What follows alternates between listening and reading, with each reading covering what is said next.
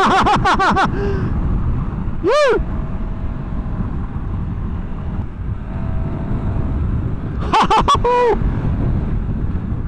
I think I just jumped the bike at 70 miles an hour. Gosh, I'm gonna go to jail. I'm going to jail. Hello everyone and welcome to Big Rock Moto. Thank you so much for tuning in today. Today we are going to do a first ride impressions of the 2024 KTM 1290 Super Adventure R.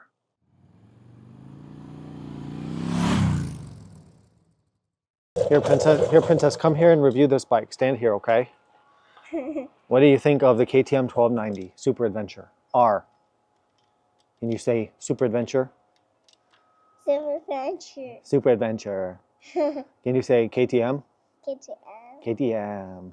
All right, so here's what you can expect out of today's episode. I'm going to be doing a full, in-depth, comprehensive review of this motorcycle in a few weeks. It's going to take me a few more weeks to ride the bike more, get that filmed, get all the research done, and get that out. In these first ride impression videos, my goal with these is to take you along for a ride where it's actual, genuinely my first time riding the motorcycle. So you'll get to ride along with me as I experience the 1290 for the first time. And I really mean it. I haven't touched this bike since I got it off the trailer. It's been sitting here over a week already, I'm embarrassed to admit, because of the heat wave and some other projects I've been working on. The heat is finally broken. We're down below 100 degrees Fahrenheit, so I'm actually able to get out and do some work, do some filming. And yeah, so these first ride videos are really fun and a chance for us to learn about the bike together. So what we're going to do is I'm going to give you a quick orientation of the bikes, the specs and the features just really fast. Then we're going to jump on and you're going to go along with me. We're going to ride this bike on the highway. We're going to hit some really nice twisty paved roads. We're also going to get pretty aggressive with some higher speed off-road stuff. We're going to hit some rocky sections, maybe a little creek crossing, some sandy sections. I've got a good ride plan. It's about 150 miles or so of on and off road. I think it should be really enjoyable and a good test for a bike like this that is really designed to do a little bit of everything. So a little bit of context and background on the 1290 Super Adventure R. So KTM for a long time has produced large adventure bikes with V-twin motors. So this goes back to the 950 Adventure, which came out in about 2003. And then over the years, they increased that to a 990 Adventure, also with the V-twin motor. Then they had a 1090, an 1190, and the previous version of the 1290, all building up to what we have now, which is the current version of the 1290 Adventure, which is a much different bike than the bike it replaced, with a lower center of gravity, the saddle style fuel tanks, and a bunch of other changes. Now it's interesting how this has evolved, because what we saw KTM do was really they replaced the 990 Adventure with the 790 and the 890 Adventure, which are parallel twin powered. And then they took the 1090 and 1190 and replaced it with the big V-twin 1290, which you see here. So the 1290 Super Adventure for 2024 comes in two different models, and they're quite a bit different. It comes in this bike, which is the R model, which is the off-road oriented model, and then it comes in the S model, which is the more street-oriented model. So the differences basically, and we'll get in depth with this in the other review when we do that, the suspensions are different. This has more travel, and this has a manually adjustable, meaning with tools adjustments. The S model has an electronically adjustable suspension with less travel. The S model also has different geometry. It has different wheel set. So the S model is going to have that 19-inch front wheel, and it's going to have cast wheels instead of the spokes you see here on the R model with its 21-inch front wheel, which is a very off-road oriented wheel size for the front wheel. Other differences you're going to see, the R model does not have some of the creature comforts or luxuries of the S model, so we lose the radar system on this bike. We don't have the adaptive cruise control like you get on the S model. We have a shorter windshield. We have just, it's more set up for aggressive off-road riding as opposed to the S model, which is set up more for like sport touring with some off-road thrown in. This is a very interesting motorcycle to me because, first of all, it's kind of crazy that KTM even makes this. I mean, who is out there asking for 160 horsepower, V-twin powered, 540 pound off-road race enduro adventure bike? Like, that's kind of crazy, right? I mean, it's awesome. I absolutely love it, but that's insane. I think it's amazing though that it exists, and I applaud KTM for being bold to have something like this out there. There really is no direct competitor for this bike. If you really look at the power, the features, the off-road suspension, the closest thing, surprisingly, which a lot of people don't realize, is probably the Triumph Tiger 1200 Rally Pro, because that's also a big 150 horsepower adventure bike with off-road oriented wheel size, 21-inch front wheel, and long travel off-road suspension. And that's a pretty great motorcycle, and I've done reviews on the Tiger 1200s. Triumph has not been very successful with those in terms of the sales numbers, which I'm not really quite sure why. But anyway, I think that's probably the closest competitor to this. So let's do a brief walk around and just quickly look at some of the specs before we ride it. So we've got a V-twin engine, so it's a 75-degree V-twin. They call this motor the LC8. It's 1,301 cc, so just over 1,300 cc. So they actually rounded down to call it a 1290. 160 horsepower at 9,000 RPM. Whoo, baby, that is some serious power. Torque is also massive at 102 foot-pounds or 138 Newton meters. You've got, of course, got a 6-speed transmission. It's got a slipper clutch. KTM claims fuel consumption of about 41 miles a gallon or 5.7 liter per 100 kilometer. We'll kind of see how that goes, but I've heard these are a little bit thirsty. The weight of the bike, looking back here overall, so the weight is 540 pounds wet. Somewhere between 540 to 550. It's hard to get an exact number from anyone out there. So that's about 245 or 250 kilograms. So it's really right in there with the weight of a Tiger 1200 or a 1300 GS or a Multistrada V4. They pretty much all weigh about this much. We do have, what I like is we do get a 23 liter or 6.1 gallon fuel tank. And you can see the fuel tank really extends down here, just like they did with the 790s and 890s. They brought the fuel down low to lower the center of gravity, really improve the handling and give us a nice big fuel capacity. Plus, this really helps protect the engine from damage, and unlike on the 790s and 890s, they include, this comes factory, this lower crash bar. It's not an accessory. It comes standard on these bikes, which is interesting because that is not the case with the 790s and 890s, even though they have kind of a similar fuel tank design. So maybe it's because this bike is heavier and bigger. Maybe that's what they decided they need to do. Of course, we've got ride modes, we've got cruise control, we've got ABS brakes, we've got rally mode with off-road traction control settings. We'll show all that as we go and do the ride. We'll kind of get into that a little bit. We've got a lot of ground clearance, 9.5 inches or 240 millimeters. Seat height is pretty tall, 34.6 inches or 880 millimeters. So that's kind of to be expected. Suspension travel is 220 millimeters or 8.7 inches at both ends, which is a respectable amount of suspension travel for this large of a capacity of an adventure bike. So looking around the bike, you can see this big exhaust with the twin outlets. We've got, this bike comes factory with Bridgestone AX41 knobby 50/50 type tires. I really like that, and I love these tires. They perform very well. I've used them on my own personal bikes quite a bit, and I'm a huge fan of them.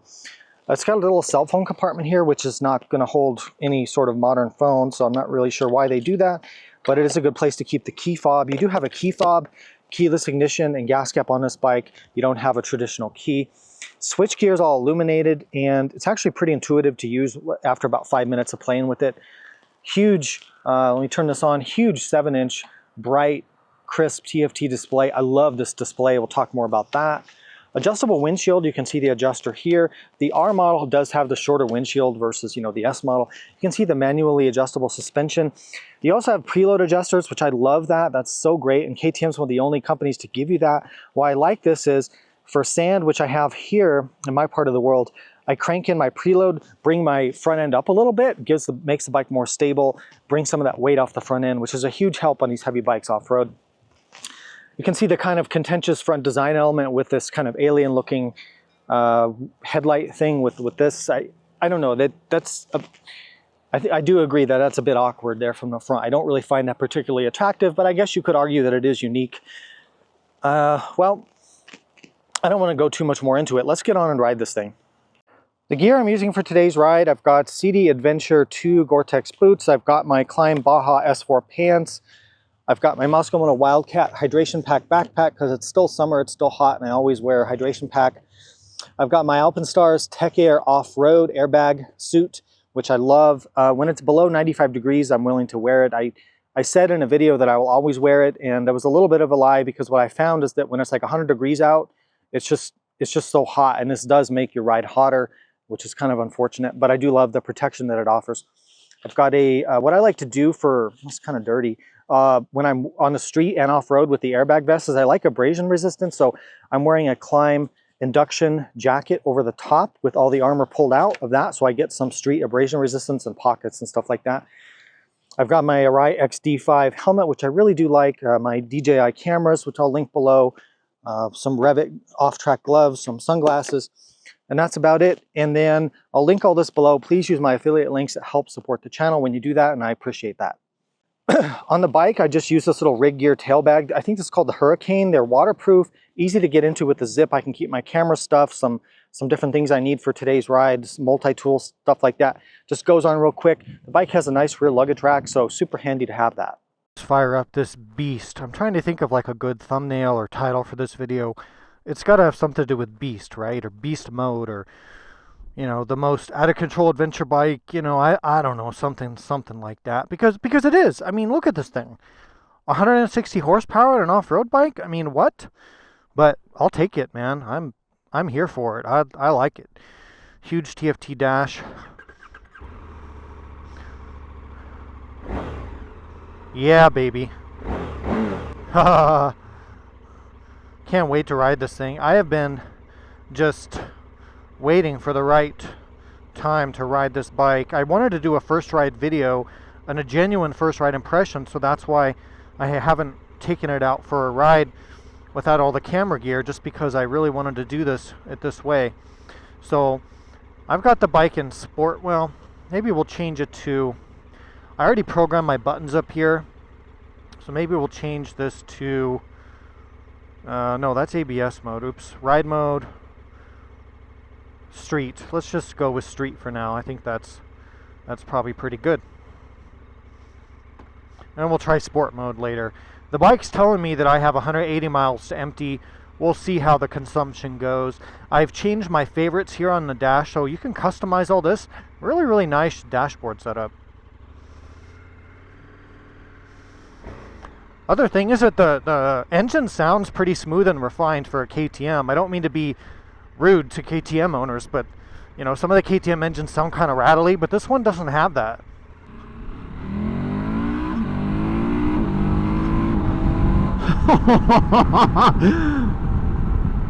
Holy moly, this thing has some serious cojones. So what do I notice right away? Well, the main thing I notice is just this engine has just ridiculous power. It's pretty quiet. I was hoping for a bit more of a V-twin roar, you know, but it's actually pretty quiet, which I would like to have a little more sound if I own this bike, if this was my own bike.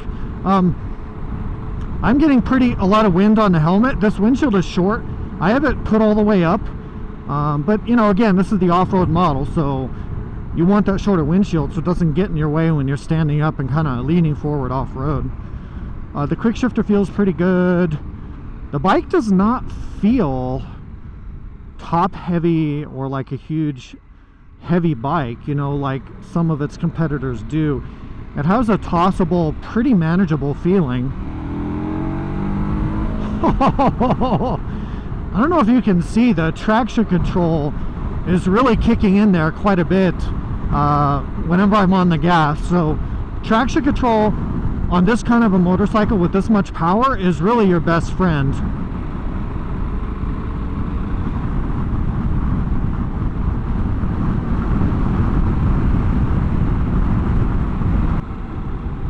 Wow, the handling is really impressive.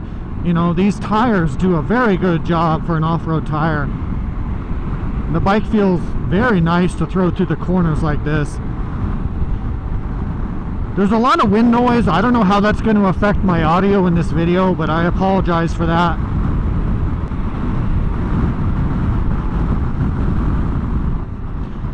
Yeah, you know, punching this thing up to like 80 miles an hour, I'm really going to have to watch myself, because there's really not much sense of speed. It's hard to tell how fast you're going until you look down. I mean, to its credit, the speedometer is very big and legible, but man, going 80, it feels like you're going like 40 or 50 on another bike. It's just the engine has very tall gearing, and you don't have like vibration or anything, so it just, you can get going really quick, I think, on this bike without knowing it. So watch your driver's license for sure. The brakes feel really strong. They feel different than the brakes on like the 890, so they probably are different. But yeah, looking at the master cylinder, I think they use a different setup. But they feel extremely powerful. God, this engine has so much power and torque. It doesn't have the overall refinement of maybe like the BMW, but that makes sense. This is for a little bit different buyer, right? It has a different personality than like a GS. This is more raw, more playful, more fun. Yeah, I think it's more fun. It just doesn't have the refinement maybe of the GS, but they're going after kind of a different buyer, I think. Okay, let's hit the dirt. Pretty short highway section, and we're going to be on the dirt for a pretty long time, and then we'll be on the highway for the rest of the day, and we'll do Palomar Mountain. So pretty good day of riding. I've only ridden 12 miles. I got 48 miles a gallon so far. I like the dash, you know, really good information. I can see my tire pressures. It's easy to change mode, change my settings. The cruise control has these trigger buttons right here, super easy to use with your left hand on the bar. Man, they really did their homework on the ergonomics and the controls of this bike. So let's switch into, I have this program to ride mode, so I'll go C1 there. I'm going to go into, let's see, rally. The reason I want rally, and I'm going to turn my throttle response, yeah, I set this to off-road. See, most people, the mistake they make is they use the rally throttle. If you do that, the throttle's really like jumpy and sharp. I don't like that. So I like to use the off-road throttle on these KTMs. You could still be in rally mode. ABS, I'm going to turn to off-road. Okay, that means it turns it off at the back, leaves it on the front, and it gives you a little graphic there to show that. The good thing about rally mode, if I go back to the main screen, just like on the 790s and 890s, you get this slip adjuster multi-level. So I'm guessing that, oh yeah, so it's the cruise control buttons, plus and minus. You can go through your slip levels. So we'll start off pretty high, like 7 out of 9. The more traction control is a higher number, and less traction control is a lower number. Look, also the off-road mode on this bike, it actually does reduce the power down to around 100 horsepower, I believe.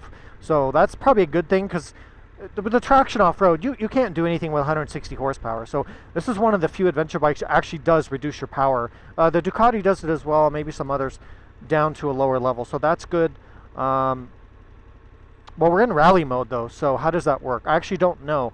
Does the off-road mode and a rally mode have different horsepower? I know sport and street have the full 160 horsepower. Rain is reduced. I don't know about rally. I know off-road is reduced. Anyway, we'll play around with it. We'll figure it out.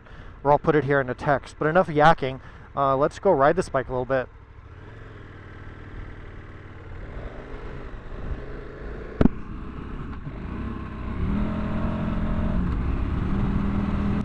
Yeah, see, in number 7, that traction control is kicking in there quite a bit, but that's good because I'm learning the bike, so I want to see. I don't want to go too crazy right away. Stand up here. The position for standing is pretty good. The handlebars are adjustable on this motorcycle. Really like that with KTMs. I'd probably move my bars forward a little bit. I like a pretty low handlebar. Handlebar risers really wreck the handling and ergonomics of your adventure bike, so don't use those. And I like my bar pretty low and forward for off-roading. That was just a dog there on the side of the road. Jesus. I mean, it's just going 60 miles an hour, 100 kilometers an hour, and it feels like I'm almost standing still. You really have to be careful with this bike because the chassis and suspension are so good and the motor's so powerful. Maybe like just right around the corner right there, right around that bush, I saw a German Shepherd. Yeah. Like dark, it's got to be your dog, right? Yeah, he's just right down there.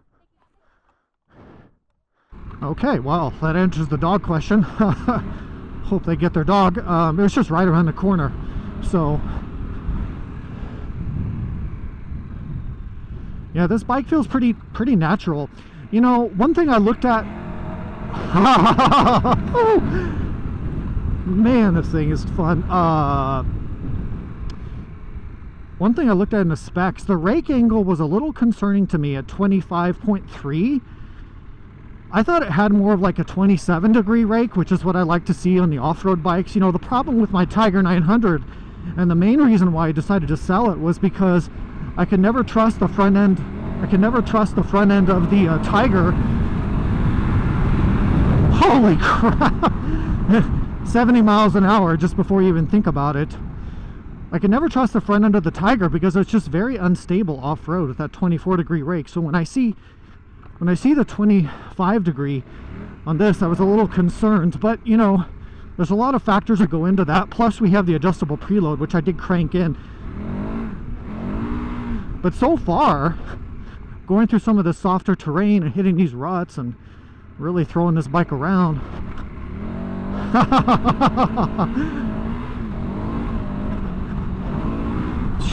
Jeez. Shoo!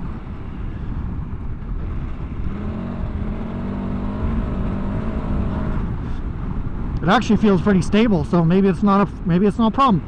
The rally, the traction control on these is just magical. Like in number 7, I can use a lot of throttle and I get some slide, but not too much slide, so I don't crash. Man, it's like cheating. It makes you look like a better rider than you are, but it's genuinely helpful and makes things safer on a bike with so much power. Brakes feel great off-road. The suspension's pretty compliant. That's nice.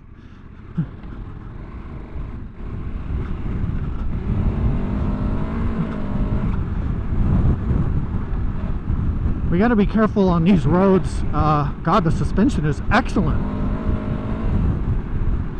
We got to be careful on these roads not to hit like a big washout and go over the handlebars 80 miles an hour. The Tech Air off-road vest or airbag's only going to do so much in that situation. I can't get hurt because I got to keep making these videos.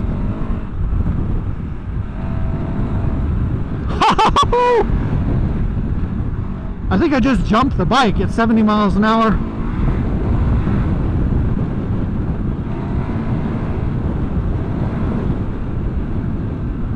Okay, whoa. Yeah, the suspension can really cope pretty well with these big ruts and stuff. I'm really impressed with that.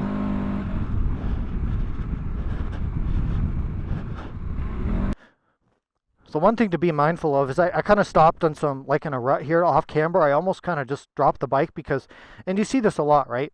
It's tall and heavy, and while it's not as top heavy as like a Tiger 1200 or even Multistrada maybe, it is still a beast, like 550 pounds. So you got to watch your footing. So don't stop, like I wanted to read that sign, don't stop somewhere. And that's kind of a rookie mistake where you can't reach the ground, because it is a long reach to the ground. And once this thing gets leaned over about like that much, it wants to fall over because it's still a big heavy beast. They did a good job centralizing the mass down as much as they could, but with such a big bike, I mean, there's only so much you can do. The off-road, man, the electronics are phenomenal. The suspension's phenomenal compared to everything else. I really got to watch myself to not kill myself. It has so much power, so much capability. I'm going to ride it some more. I think I need more front preload. The front end still felt a little sketchy in the sand, but that's part of my technique too. So I think I'm going to put in a little more front preload. So I just kind of unload the suspension and then crank that up all the way to plus 6. Let's see if that helps a little bit. Off-road is certainly not going to hurt. This looks like almost like mud or something. This area burns, so it looks like it's I don't know what to expect here in terms of traction. Pretty rocky. The bike is just so composed and willing to do this. The suspension is so good. And then having front ABS, I can really get into my front brake as much as I want. I'll close my helmet so you can hear me better. But see, like in stuff like this, it's tempting to blast up to like 60 miles an hour, but then the problem is you've got to turn where there's an obstacle. And then you're trying to wrangle a 550-pound motorcycle. So I think I can say one thing already. Like for a big, like 1200 class adventure bike, off-road, this is the best, right? This is better than a GS. It's better than a Multistrada. It's better than a Tiger 1200. What else is there? Africa Twin, well, Africa Twin, I'd say this is similar to that in terms of kind of how it feels off-road. This has better suspension than the Honda and better electronics. This is also a lot more expensive. Different price level. Africa Twin is a great bike for the money, for what you get. But I mean, for the big 1200s, right, or 1300s now, if you want to do a lot of off-roading, this is the bike to have. And it's the most fun out of all those. It's the most fun and it's the most off-road capable. Now there's other factors you're going to have to factor in, but I can tell you those things almost for a fact. So whoa, shit. See, if I'm talking and not paying attention, I almost slammed into that boulder. See, I'm trying to narrate and it's just you get going so fast on these bloody things, and they're really good up till the moment where everything goes south. So whew, get my heart rate up there. I just don't want to crash. On all the other adventure bikes I've tested out here on this track, I have bottomless suspension on all of them. This is the first one. Well, no, with the exception of maybe like another KTM, like an 890. With the exception of that, I've bottomed every other adventure bike on this track, just riding at my normal pace. But not this one. Let's do a quick drop test. I just can't resist. I was going to save it for the full review, but let's do that. We're not going to really like slam it down. Let's just gently lay it down and kind of see how it is to lift and see how it kind of lays on the ground. Handguards, they look a little questionable. We do have crash bars, so that's good.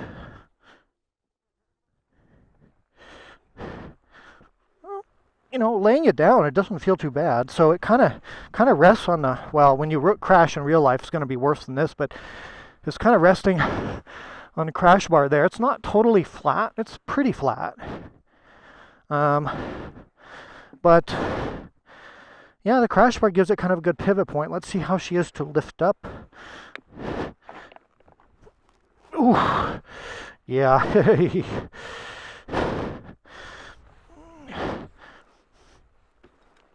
Oh, man. Oh. Ooh. She's a big, heavy girl. That was a tough lift, I gotta be honest with you. This is not 790 or an 890, that's for sure. Okay, kind of a steep hill like this. This isn't that steep, really. This is not bad at all, but just kind of to demonstrate, like, this is where the traction control on a big, powerful adventure bike is such a godsend, because, you know, like number 7, I can give a lot of gas going up here, and I won't lose my momentum because I'm going a little bit faster. The traction control will prevent me from just doing crazy wheel spins and sliding out. And it's just because the traction's always changing. You hit some sand, you hit some rocks, you hit some dirt, the terrain changes. So the computer, let the computer do its job. Learn how to use it. I know I have a soapbox about this. I say it in every video. Learn how to use your electronics. That's why they spend so much money developing them, especially on the KTMs, especially. Standing up.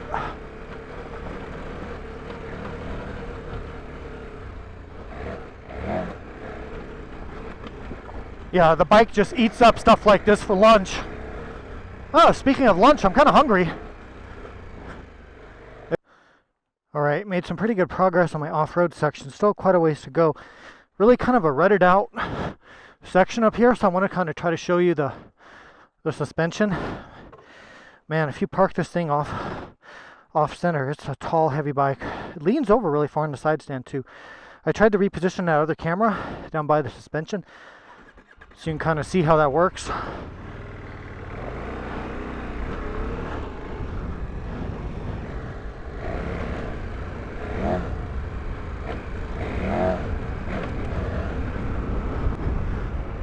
So yeah, the 1290 is just, it's a lot of bike to handle. I wouldn't say it's difficult to ride, but it demands a lot of respect and concentration.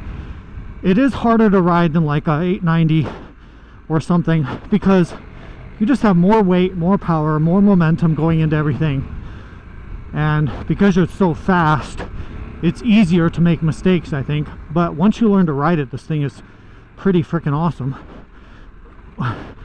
I've bottomed the rear shock a couple times, but that's to be expected. And this kind of terrain, the front fork I haven't bottomed yet, but it'd be pretty easy to riding through these big undulations here and big dips.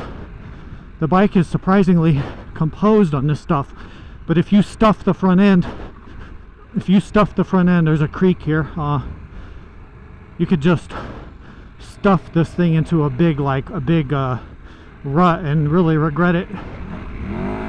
Hey! Whoa!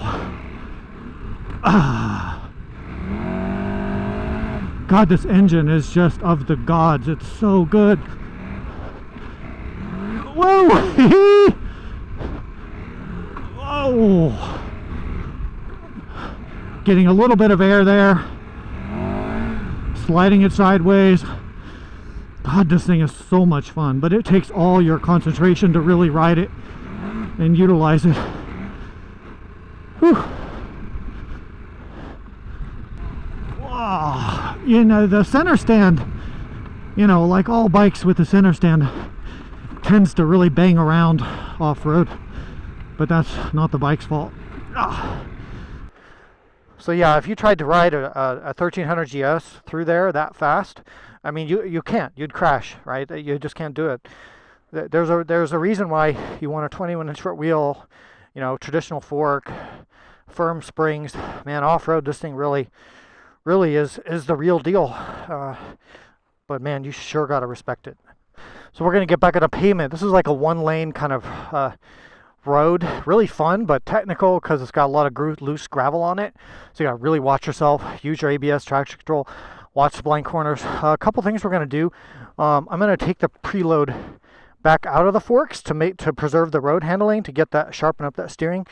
So I love having this adjustment. Oops, didn't mean to do that. Sorry there. So that's good. That's about the only thing I'm going to do. And then of course change my ride mode back to where I need to be. So let's change to street. Let's do that. ABS mode, I need to go back. So ABS and ride mode are not linked together on this, like the 890, which is kind of weird. ABS will go back to road. Okay, that's good. Confirm my settings here. That all looks good. Tire pressures are good. Fuel consumption's down to 35 miles a gallon, so that's pretty bad, but it is a 1290 and we are riding off road, so God, it's hot.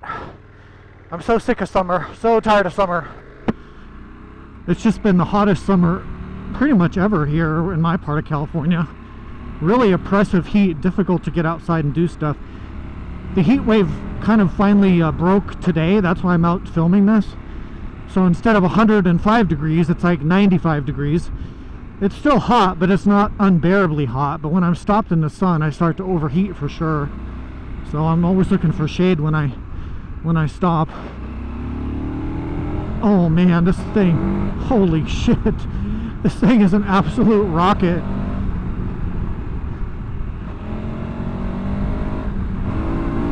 Whoa! God, KTM really knows how to build a motorcycle. Jeez.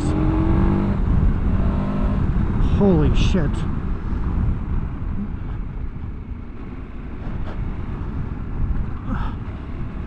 This thing is really composed. If you wanna get after it with some street riding, which you probably do if you're buying a 1290, this thing is up for it, let me tell you.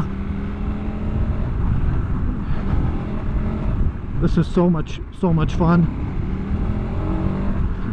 Traction control and ABS is really saving my bacon, but I know I'm riding. I adjust my riding based on those systems. If I turn those systems off, I would have to ride very differently without those safety nets in place. But with the ABS, I can really get into the brakes. And then with the traction control, it also kind of prevents you from doing too crazy of a wheelie, which for me is good because I'm not really much of a wheelie person for a lot of reasons. God, this bike has so much torque that, I mean, 102 foot-pounds of torque, that's pretty much the most you can get, unless you get like, my GS has a little bit more, 110, but God, even in fourth gear, look, 40 to 70 or 40 to 80 on this bike is just like a blink of an eye. There's so much torque there, so much power. There's power everywhere on this bike. You can rev it out or you can run it at lower RPMs. Either way, it's happy. There's something about a big V-twin performance engine like this that's just absolutely sensational.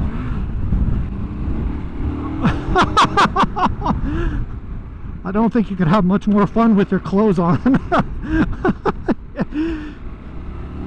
Shoo.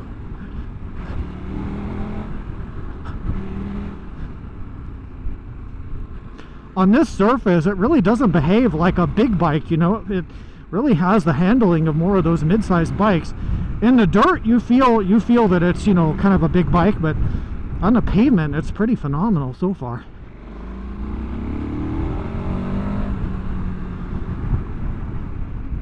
If you prioritize having the most fun possible in every ride, and you're okay with this much power, I don't see how you could not be happy with this bike.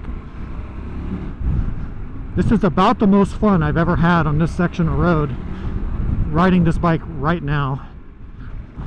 I'll tell you one thing, if you're going to ride like this, you better learn to trail brake. You gotta brake while you're cornering. I'm braking all the way to pretty much until I can see my way out of the corner. I don't let off the brake pressure until I'm back onto the throttle. So you got to learn that technique if you want to ride quickly and safely. Braking while cornering is the most important thing to learn on a motorcycle, and the front brake is the most important control. That's a good question. Like, what's the most important control on a motorcycle? The front brake, like, no contest, because that front brake is you know, 80% of your stopping power. You got to be really comfortable with that, diving into these corners under a lot of brake pressure. That's what the good riders do. Alright, so let's get the big old 1290 on some more traditional paved roads. This is Palomar Mountain Road. I like to come here a lot. You can see San Diego S7 right there. So great road for testing these bikes, throwing them through the corners, pretty good surface. We'll try to behave ourselves. I'll try sport mode. I don't know. You don't get more power. It's probably just going to make the throttle sharper, which I don't really want. But I'll try it. So let's go into ride mode, sport. Do that. It is closed. Okay. We'll see how it is. If I don't like it, I'll just go back to street mode. Oh yeah, the throttle's really jumpy. It's immediate in sport mode, but let me see if I can get used to it. Holy shit.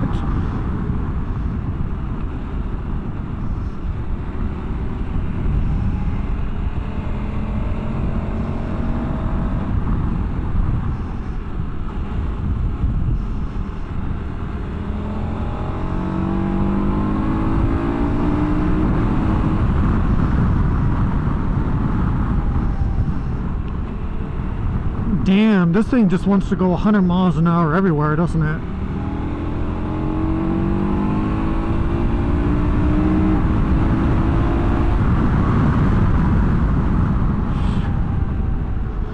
The brakes are excellent on this, so much better than you get on 890. I don't know what the difference is, but man, these are really nice brakes. Handles extremely well for a bike with a 21-inch front wheel. Man, they've really sorted this out. But a lot of the adventure bikes, that's the case now. They've gotten really good.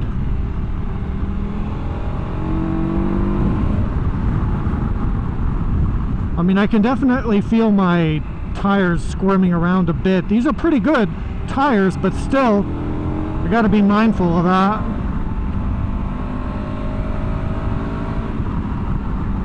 I mean, it's rapid. It is rapid.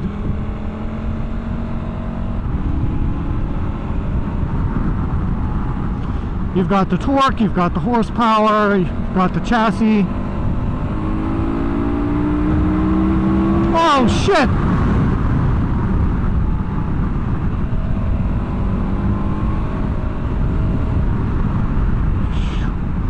You!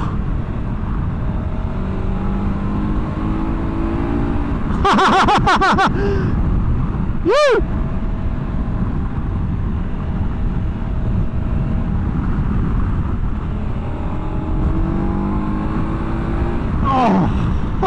Wow!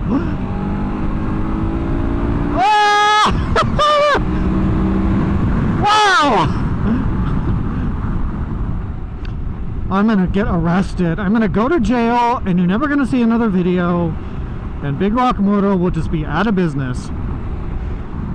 I mean, look, it's... I just... I don't know what to say. Like, look how good this thing performs off-road, and then we get here, and we can do this on the street. I mean, why would you not have an adventure bike? I mean, that's the thing. Like, every time I buy a street bike in the past 5 or 10 years, I end up selling it because I'm like, why do I need this? The adventure bikes, even with these 50/50 tires, are so good now. Oh, this engine is one of the best motorcycle engines I've ever experienced. Yo! My point is the capability you get. If you consider the performance off-road, the performance on the road, you can go touring with it, you can do sport touring, you can do commuting. I mean, yeah, they're kind of expensive, but actually they're not expensive, guys. Come on. Because look at it. Look what a Harley costs. You know, the average Harley now, the touring one, the Road Glide, is over $30,000. Can it go off-road? No. Can it do sport riding? No. It's not even as comfortable as this, arguably, in my opinion. So you get all this for 20 grand? I think it's a great deal. So I disagree with all these people saying that these bikes are too expensive. I think they're a great deal, actually.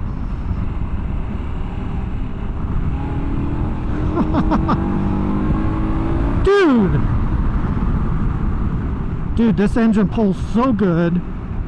The power's pretty linear, but it's also like pretty exciting. The chassis is so good, the brakes are so good. I don't know. I mean, I can't wait to ride the S model, because if the R model is already this good, what is the S model going to be like? Holy smokes.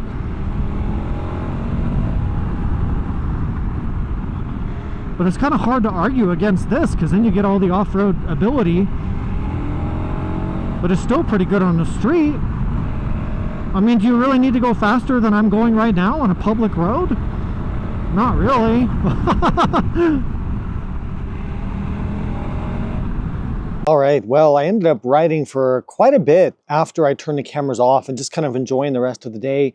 Got some pretty good miles in on the bike, got home, got cleaned up, and now I wanted to come out here and kind of film some sort of a wrap up to this first ride video. As you could probably tell throughout the video, this motorcycle is just an adrenaline machine, a grin machine, a fun machine, however you want to put it. If you want to buy a motorcycle that just puts joy into your day, and you're ready for this kind of power, wow, this thing is pretty impressive. Let me flip the camera around and talk about a couple things real quick. So coming home was a lot of highway stuff, and I did start to get kind of tired out from this windshield. It's really, you know, even all the way up like this, because this is the R model, you get the short windshield, and there's a lot of wind noise and buffeting. The buffeting is it's not too bad of a vibration on your helmet, but it's very noisy. So it was almost quieter to put the windshield down like this.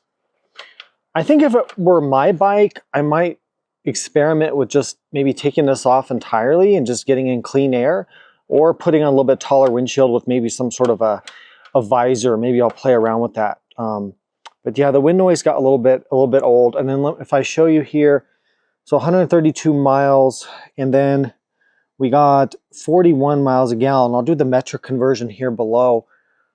I think that's pretty respectable, considering this is a 160 horsepower, 1300 cc adventure bike, and I was riding it pretty aggressively.